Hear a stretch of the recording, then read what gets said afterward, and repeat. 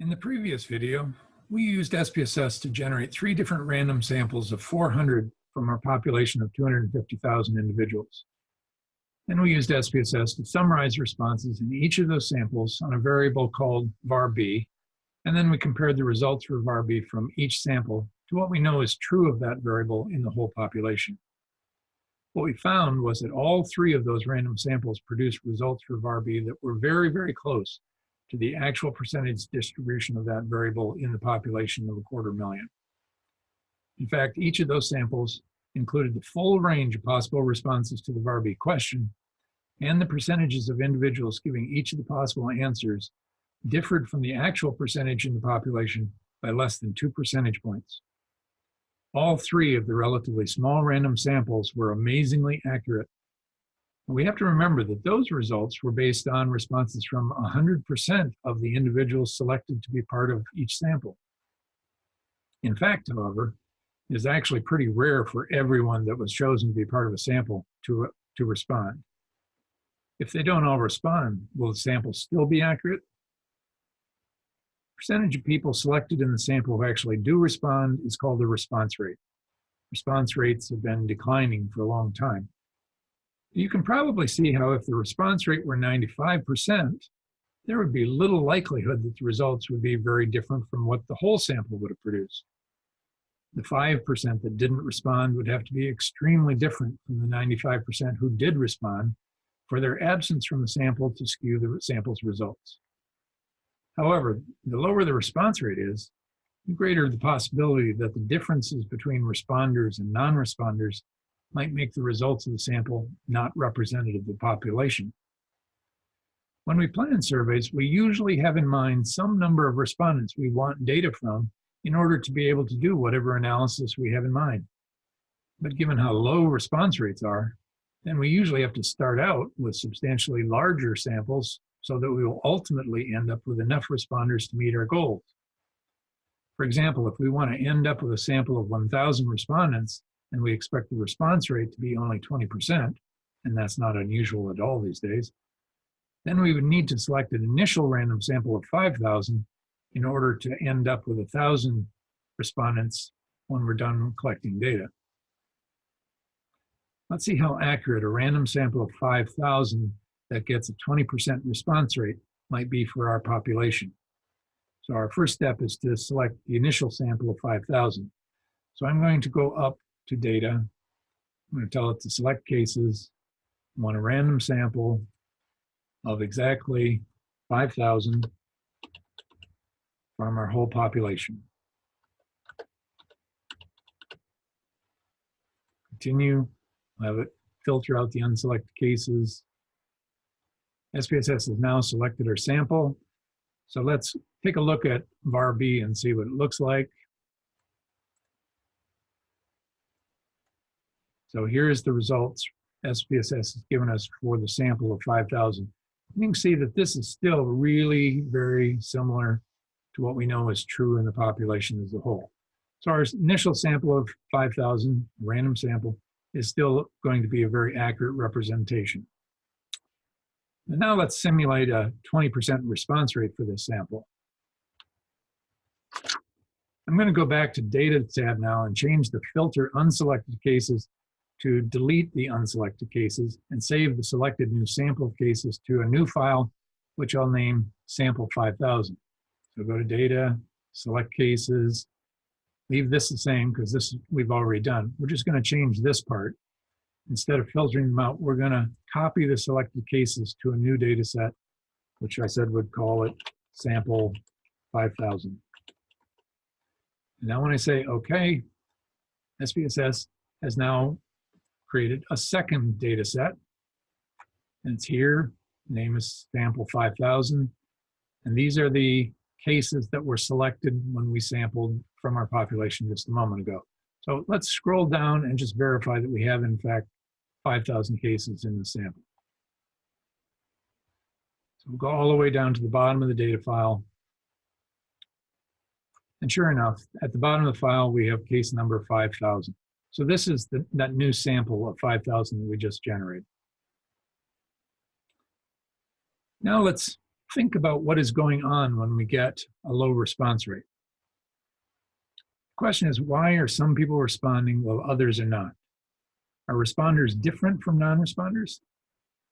Let's start with a couple of simple questions about you. Do you always participate in surveys when you're asked to do so? Or do you never participate in surveys? Or do you sometimes participate and sometimes you don't? Typically, almost everyone sometimes does and sometimes doesn't. Very few people always respond and very few people never respond. So if most people are sometimes responders and sometimes non-responders, what factors determine whether they will respond or not to a particular request for a specific survey? For many, it's how busy they are at the time they're contacted. Maybe it's mealtime, maybe it's their kids' bath time or bedtime. Maybe they have a big exam or major project due and can't afford to take time away from their work. Or maybe they happen to have guests visiting. Or they happen to be away or out of town. Maybe they feel crummy that day. Or they happen to have had a bad day at work, or maybe they had a really good day at work and want to celebrate instead. Or maybe they've done too many other surveys recently, or received too many robocalls from political candidates or people trying to sell them stuff. Or they've heard about a recent scam and are suspicious of whoever is asking them to participate in a survey. Or maybe they don't think their confidentiality will be protected. To some extent, whether the request to participate in a particular survey reaches the selected member of the sample at a good time or not for that person is more or less random. And if that's the case, then the responders probably don't differ substantially from the non-responders, and the result should still be accurate. A random sample from a random sample should still be a random sample. And we can simulate this if we randomly select 1,000 cases from our sample of 1,000, and this would be equivalent to getting a response rate of 20% from our sample. So I'm going to go up here to data. We want to select cases again. We want to select a random sample of exactly 1,000 from the first 5,000 in our sample. Click continue. We'll filter out the unselected cases. I'll say okay. So now we've selected the people who responded to our survey. And now let's see what we get when we look at VAR-B. So this is the results of VAR-B among the responders to our sample when we had a 20% response rate. So these are the results we get for our 1,000 cases who responded from the sample of 5,000 trying to represent our population. So this, you can see, is very similar to what we know was true of our population. I just find this impressive every time I do this, but it should also be really reassuring. If the responders are really just a random subset of the original sample, the result should still be very accurate and representative, even if the response rate is low. And what's more, this should be true of all variables in the data set, not just VAR-B. As we've been selecting samples, we haven't been trying to get samples that are just representative of the population on VAR-B. We've actually been trying to get samples that are representative of the population on all variables, all characteristics of the people in the population. We've only been looking at results on VAR-B in the sample because we have information about it in the whole population.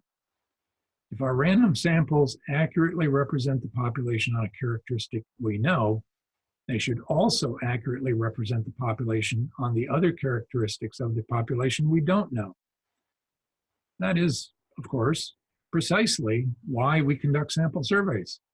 If we already knew what was true in the population, there would be no need for a survey.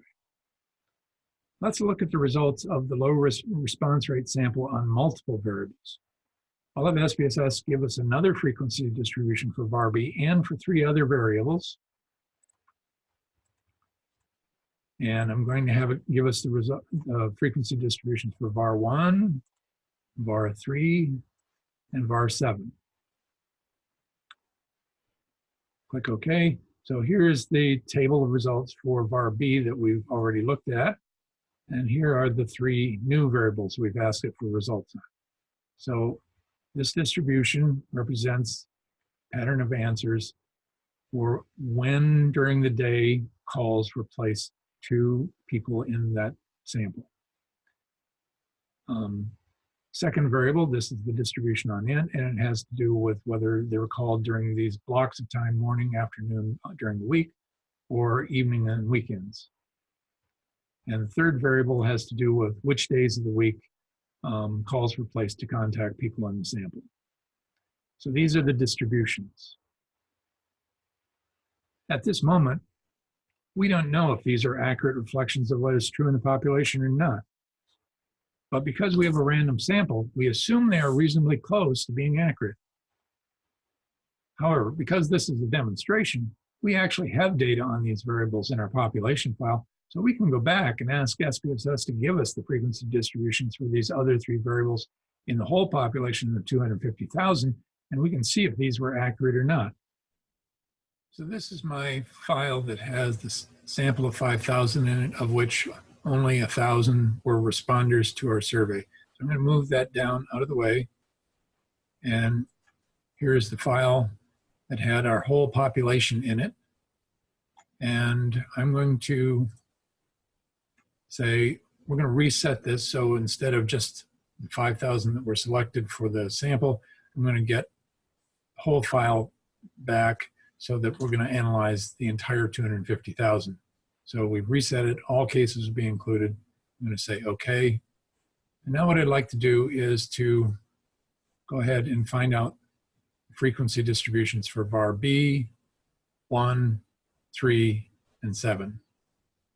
I'm going to say OK.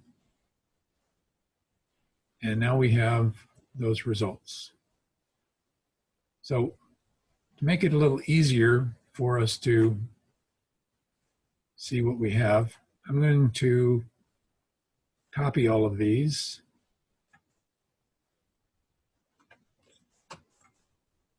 and paste them up here. And these first two tables are going to be identical because they were both the distributions on var B in the whole population. So we've confirmed that we got the same answers this time from our whole population as we did the first time. So these are the results from our the whole population on var 1, var 2, 3, and var 7. We want to compare them to what we got in our sample, response rate sample of 20%. So here's var 1 in the sample of 1,000. And it's very similar. Maybe what we can do is to bring this over here, stretch it out, bring this up.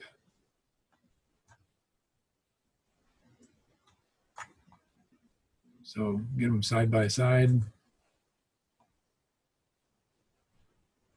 So 16.6 in the sample versus 16.3 in the population, 48.3, 50.9, 23.1 versus 20.9. So these are all within about 2.5 percentage points of what was true in the population. This is var 3. It's an estimated 46.0. This is really in the population, 48.6, so that's about 2.5 percentage points. This is the third variable, var 7, 15.4 versus 15.1, 16.4 versus 14.7, so that's a little over 1.5 percentage point difference. 12.5 versus 13.5, 1% difference. 16.8 versus 17.4, and so on. So our sample estimates for these variables are still amazingly close to what we now know were the true characteristics in the population of 250,000 people. So even though we had a response rate of only 20%, the sample, the end-up sample of 1,000 was still very, very close on all 4 of the variables we've looked at from our population. That is amazing, and it should also be enormously comforting for us. So if the low response rate to the survey resulted from a more or less random process, we should still have confidence in the sample's results. But just because a survey has a low response rate doesn't mean the sample is not representative of the population. But how can you tell if responders and non-responders are fundamentally different from one another on a particular survey? What I generally like to do is to find something that I know is true about the population the survey is trying to represent, and frequently, but not always, this is the demographic profile of the population. If we were surveying students at a university, this might be the profile of the student body, such as the percentage of students that is male versus the percentage that is female. Students, the number of students that are freshmen, sophomores, juniors, seniors, or graduate students, or the numbers that come from the different racial or ethnic backgrounds, or the numbers that live on campus versus off campus. This kind of information is often available from official university enrollment records for each semester. If the survey is about a statewide or national population, we might look for similar demographic profile information from the Census Bureau, which makes a great deal of this kind of information publicly available for the country as a whole, for individual states, counties, cities, and even smaller geographic areas.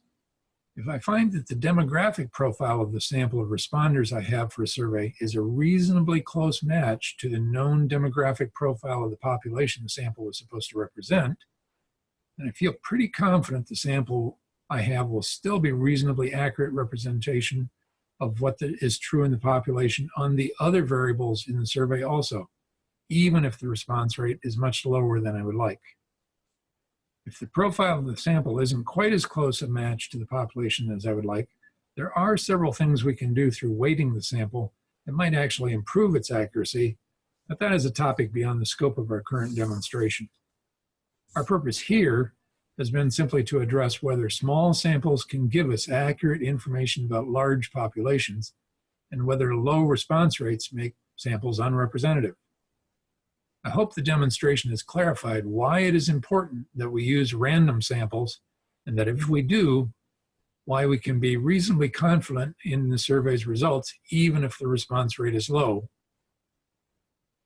A low response rate doesn't automatically mean the sample is not representative.